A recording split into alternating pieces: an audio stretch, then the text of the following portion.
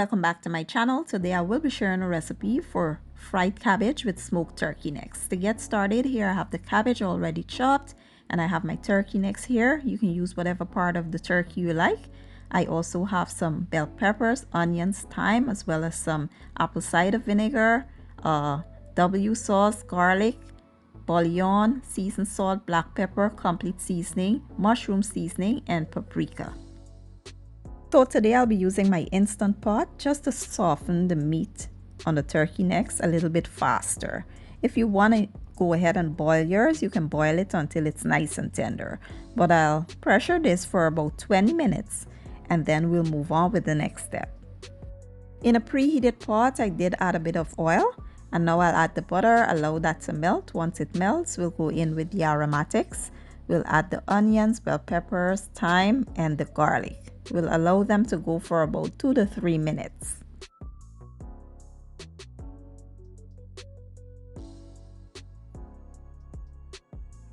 So at this point, it's about 3 minutes, and we will now add the smoked turkey necks here.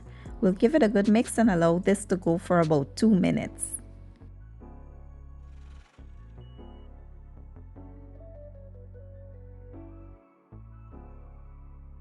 Next, we'll add our cabbage, then we'll add the seasonings. We'll also add our apple cider vinegar, W sauce, and a pinch of sugar just to balance everything out. We'll give this a real good toss and then we'll cover it and allow it to cook until it's nice and tender or to our desired doneness.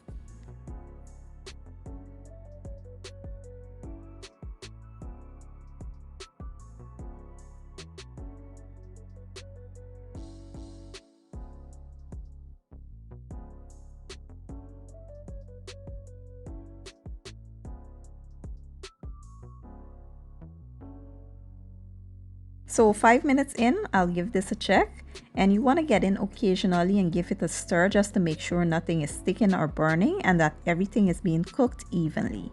Now what I like to do is get in there with a little bit of that turkey broth. You know, the water that we boil the turkey in? Yes, I'll be adding about a half cup in there. That will add another depth of flavor to the cabbage and make it nice and moist. We will cover this and allow it to cook until, you know, the cabbage is nice and tender. And this is it, guys. The fried cabbage with smoked turkey necks are finally done. Now I like to add some crushed red peppers here just to add that nice spicy kick, and a handful of parsley for color and brightness.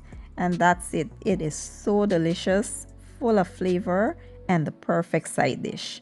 Or you can have it as a full meal. You could add some rice to it, or, you know, mashed potatoes or whatever. Pair it up well with those and it is perfect. Now let's plate everything up and let me show you guys the finished product.